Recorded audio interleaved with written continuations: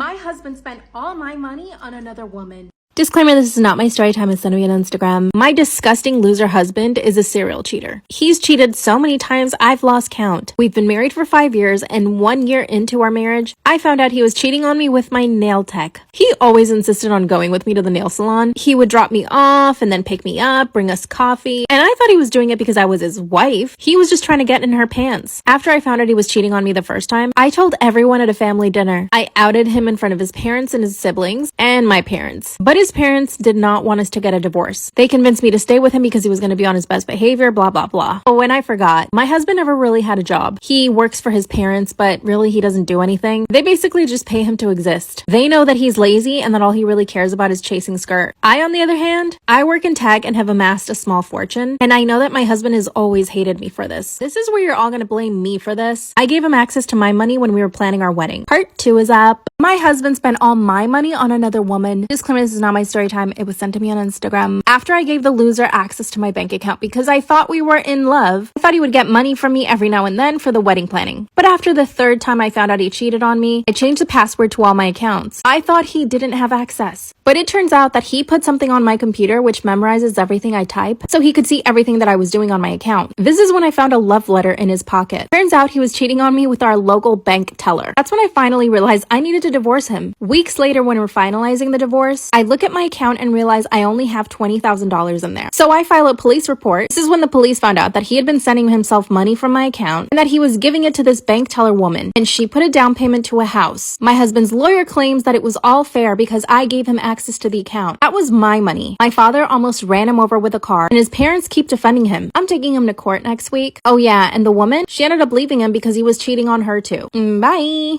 Storytime about why I will never let my sister pet sit for me ever again. So a little background information, I was 18 and it was the summer before my freshman year in college. And it was towards the end of the summer, so I decided that I wanted to take a vacation with a few of my girlfriends before we all went off to the different colleges that we were going to. And I have a lot of pets. I have 4 hamsters, 2 snakes, a tarantula, 2 birds, and 1 fish. So I asked her if she could watch all of them. She said yeah, so I wrote her out a schedule of when they need to be fed. And I wasn't even going to be gone a week, so it would be pretty easy because I already cleaned all their tanks and everything like that. And I wasn't worried at all because I trusted my sister. She had 2 dogs and a cat, so I thought she was going to be fine. I called her the first 2 days. Everything seemed to be going well. And I called her on the 4th day and she didn't answer the phone. So I called my mom, asked her if she could get a hold of her. And my mom said that she spent the 2 days at her boyfriend's house, like for part 2.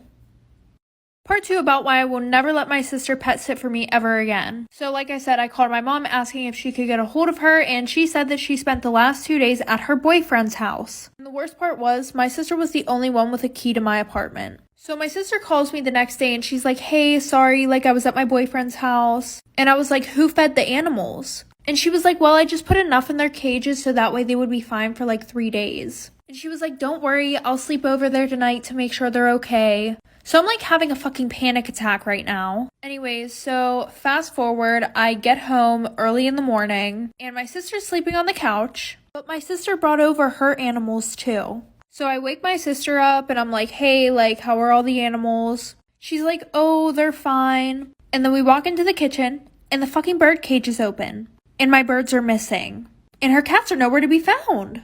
So now I'm freaking the fuck out. So then I go to check on the rest of my animals, like for part 3.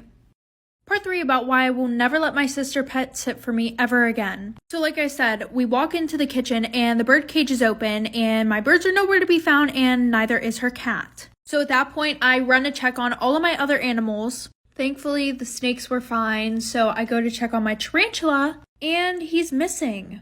So now I grabbed my sister's dogs, locked them in my room, and I went to go check on my hamsters. Yeah, she forgot to feed them the whole week because one of them ate the other one. So at this point, I'm having like a mental fucking breakdown and I'm moving all the furniture in the living room and everything like that.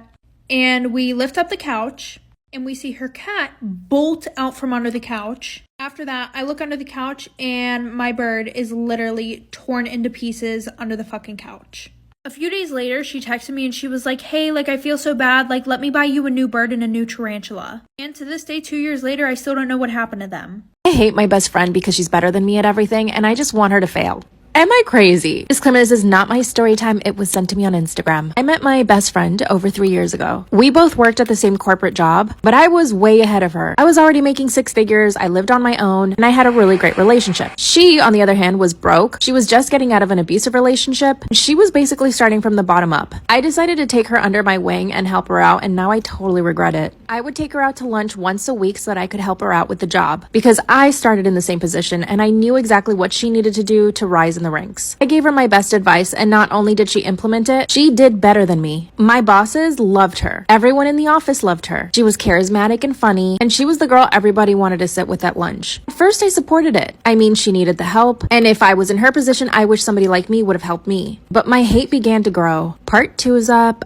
I hate my best friend because she's better than me at everything and I just want her to fail. Disclaimer, this is not my story time. It was sent to me on Instagram. After I gave her all my best advice to grow at our company, she started doing really well. And after a while, it started bothering me that everybody loved her. She got a huge promotion. Now she was basically on my level. And what I'm about to say sounds so shallow, but she was very overweight when she started working with us. I'm a Pilates princess and I lift weights. I'm in excellent shape. When she started earning more money at our job, she signed up for my Pilates classes and we would go together. Instead of me paying for our lunches, she started offering to pay. And it took her a whole year, but she lost all of the weight. She was looking just as good as I did. This is when it really got to me. But I realized something about myself. I was only okay with being her friend if she wasn't doing as good as I was. Why did I care if she was doing so well? Why did it bother me? One night she came over for dinner at our place, and my boyfriend gave her an innocent compliment. It made me feel so angry, envious, and jealous. Then I started hating her even more, and I started having dreams that my boyfriend was gonna leave me for her. Part 3 is I hate my best friend because she's better than me at everything and I want her to fail. Disclaimer, this is not my story time. It was sent to me on Instagram. After she lost all the weight, I started having dreams she was going to take my boyfriend. And maybe I'm reading too much into this, but after she signed up for my Pilates classes, she also started doing all the same workouts I did. Started shopping at the same stores I did. Anytime I would go buy makeup, she wanted to come with me. She would buy the exact same things. She even started copying my style of makeup. The better she did at work, the more I hated her. Whenever we used to go out, I was the one that got hit on. But now she was getting hit on too. Sometimes she would even copy my poses on Instagram. I thought she was becoming obsessed with me. But when I told my therapist about this, she said I was becoming obsessed with her. That's when my therapist told me I needed to stop hanging out with her. So I wouldn't invite her out, and whenever she invited me somewhere, I'd just say no. But at work, it was impossible. She was stuck on me like a piece of chewed gum. And now the more she wants to hang out with me, I just hate her more. I don't want her to do well anymore. And I just want her to leave the city. I'm sick of her copying everything. I'm sick of me getting angry every time I see her do something. But I'm just not sure how to break up with her. What should I do? Am I an asshole for lying to my boyfriend about being pregnant just to keep him in a relationship? Disclaimer, this is not my story time. I repeat, this is not my story time. It was sent to me on Instagram. My boyfriend and I have been together for almost 5 years. Granted, we did break up throughout those 5 years. With all the breakups, we've actually been together for about 3 years. I've never considered myself an obsessive person, but when it comes to him, something just takes over me. Here's some of the reasons why we broke up. At first, he didn't want to be in a relationship even though I begged him, which I know was so dumb of me. So he eventually broke up with me and told me that he didn't want anything serious. But he kept on calling me every single week because he wanted the dirty. Instead, I started going out on other dates and I would flaunt it all over my social media. And this worked. It made him super jealous and he came right back to me. Called me up one day and told me that he wanted me back. The second time we broke up, I caught him talking to some girls on Facebook. When I confronted him, he broke up with me. Told me I was too nosy and that he needed to live his life as a single man. We finally got back together. I told him that it was for marriage. He said yes, that he would eventually ask me to marry him. A few months ago, he started acting really cold towards me. He would barely call me, and when we were together, he would never touch me. That's when I started digging in his phone and I found that he was talking to some girls on Instagram. But I knew that if I confronted him, I would risk him breaking up with me again. So I did the next logical thing. I waited until I saw him again and I told him that I was pregnant. I even started to cry to make him feel like I was happy. His face turned completely white and he asked me if I was sure. I said yes. Aren't you happy, baby? Part 2 is up. Am I the asshole for lying to my boyfriend about being pregnant just so that I could keep him in a relationship? Disclaimer, this is not my story time. I repeat, this is not my story time. I sent him on Instagram. That's when he started to cry. Remember, I don't even have a pregnancy test to show or anything, but surprisingly, he didn't ask for proof of my pregnancy. He just kept crying on the couch. I asked him if he was happy, but clearly he was not. But he lied and said, yeah, of course I'm happy. Seeing how vulnerable he was, I took advantage of the situation and I brought up marriage. I told him we should get engaged soon so that we could tell his family. Then he said, are you sure you want to get married? And I said, of course, we're gonna have a baby. Then he sat there for a minute and thought about it. Finally, he got down on one knee and said, do you want to marry me? I said yes! And this time I cried for real. All my dreams were coming true. After that, things started moving really fast. We invited both our families to my apartment and we hosted a dinner. We broke the news to them that I was pregnant. Again, nobody asked for proof of the pregnancy though. Our families were so happy and excited. That very same night, he gave me a beautiful engagement ring. His mom even started planning the baby shower. Let me remind you, I'm actually not pregnant. So I had to come up with a plan. You'll never guess what I did. Part 3 is up. Am I an asshole for lying to my boyfriend about being pregnant just to keep him in a relationship?